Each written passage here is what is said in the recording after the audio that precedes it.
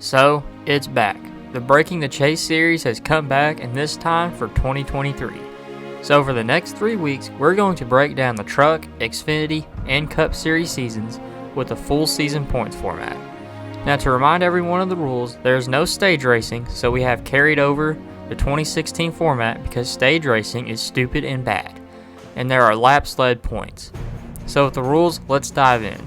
In the last episode of Breaking the Chase for the Truck Series, we saw Zane Smith in his third year finally claim his first championship after 2 heartbreaking seasons.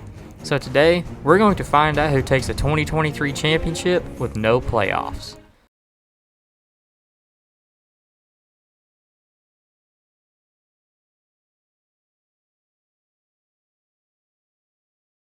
In the opening 6 races, we had 3 regular winners. Defending champion Zane Smith picked up right where he left off by winning the season opener at Daytona, and then won again at Race 4 at Circuit of the Americas.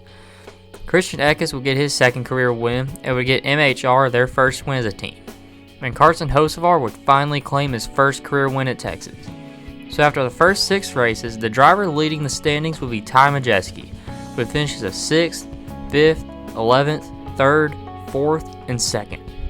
Over the course of the next 6 races, the championship picture would be set, and it would start with a race at Martinsville. At Martinsville, both Zane and Ty ran solid, but Smith would barely get the better of him, finishing 3rd, while Smith finished 4th, and the gap shrunk slightly to 19 points. At Kansas, the entire championship picture would flip on its head. He's got it this time, but watch for the crossover, lost all his momentum. Oh, Majeski loose. Oh, there he goes. Into the wall. Raja Caruth. Hang on to him. Ty Majeski got him. Man, I was just going to say this is a career night for Raja. And they just, I talked about blocking and the decisions you have to make. And that we'll have to take another look at that. This would cause Majeski to finish 25th, while Zane Smith finished 3rd, and Smith now had the lead by 3 points. At Darlington, Smith would get in some trouble late and finish 22nd. It was now only 5 points above new second place, Corey Heim. At NASCAR's return to North Wilkesboro, Zane Smith's hopes at his second consecutive championship would be dashed. 3 wide back in the back. See Chase Purdy down on the bottom, that Bama buggies.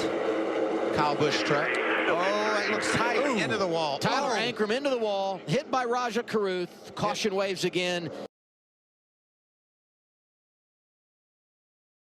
10 laps to go. Ben Rhodes and Zane Smith both heavily involved in that. 50 laps to go, 10th caution of the day. Due to this crash, he was now 14 points back in 3rd. Corey Heim would take the points lead with a 6th place finish and was now only 4 points above Ty Majeski in 2nd. At Charlotte, Heim would extend his lead with a 2nd place finish, while Majeski finished 7th, and the gap was now 11 points. At Gateway, Corey Heim would not participate in the race due to illness, and this left the top spot wide open. Ty Majeski now had an ideal opportunity to take the lead in the championship, but that opportunity would be squandered.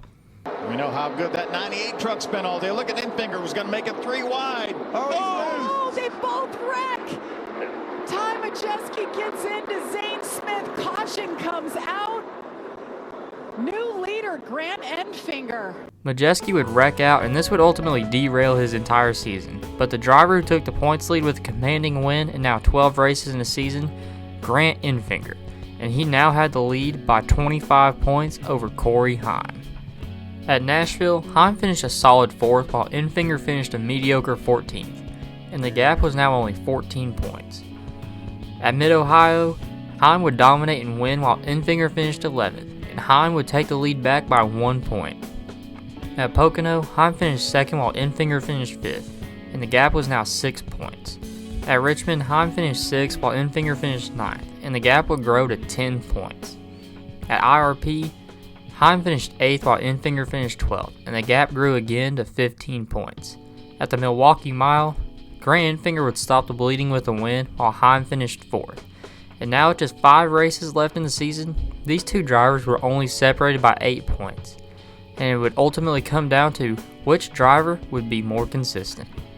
At Kansas, Enfinger struggled all day and finished 17th, while Heim finished 4th, and the gap was now 21 points.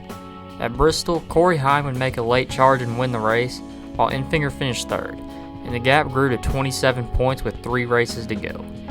At Talladega, Heim avoided all the carnage and walked away with a 5th place finish, while Enfinger finished 13th and the gap was now 35 points. At Homestead, Miami, Heim finished 3rd while Enfinger finished 4th, and the gap heading into Phoenix was 38 points.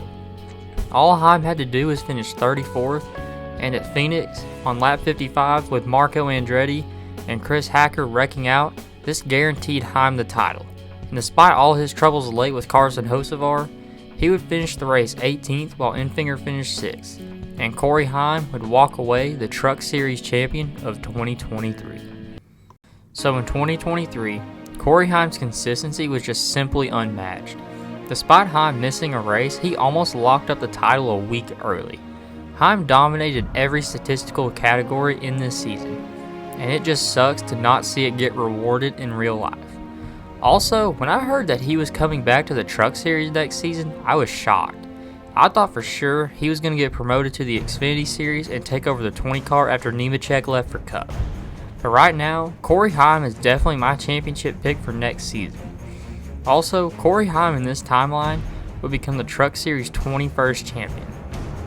Well, that would do it for today, guys. Thanks for watching, and I will see you next week for the Xfinity edition of 2023.